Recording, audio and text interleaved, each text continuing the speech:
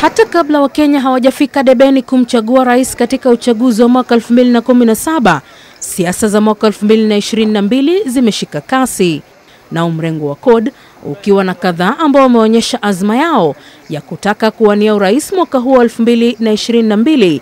Jimbo la Pwani likiwa la kwanza katika mrengo huo wa CORD kumtaja gavana wa Mombasa Ali Hassan Joho kama kiongozi wanayempendekeza kuwania kiti hicho.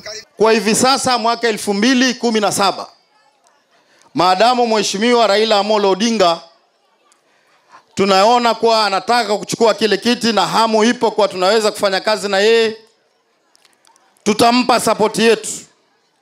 Lakini tuna msemo wa Kiswahili, nipe nikupe. Kuanzia Lungalunga mpaka Taita Taveta mpaka Kiunga, anayejulikana sasa Pwani kwamba kuna mtu yuatoka ni Gavana Hassan Ali Joho. Ili kuwezesha ndoto hii kutimia, wakazi wa jimbo la Pwani wameomba kuasi kupiga kura kwa mdomo na kuhakikisha kuwa wanajiandikisha kama wapiga kura na kujitokeza katika siku ya kupiga kura ili kumpata kiongozi wa mtakaye. Mliochukua kura 1,170,000. Ina maana kuna watu 200,000 nao wana vitambulisho, hamna kura.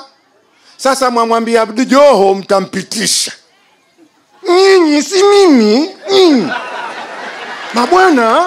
Na kuhakikisha kuwa Pwani inasalia na rangi za chungwa, kijani na samawati za mrengo wa CORD, viongozi wa Pwani wamehimizwa kukataa kushawishiwa na wale wa mrengo pinzani wa Jubilee.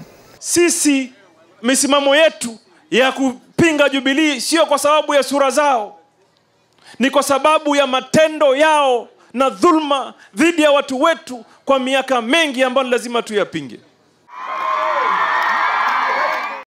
Siasa hizi za mwaka 2022 zimechacha hata katika mrengo wa Jubilee, ambako wiki jana gavana wa Kiambu William Kabogo alilazimika kujieleza upya kuhusu matamshi yake kuwa naibu rais William Ruto ni sharti atafute ushawishi wa jamii fulani ili kupata tiketi ya kuwania urais mwaka huo.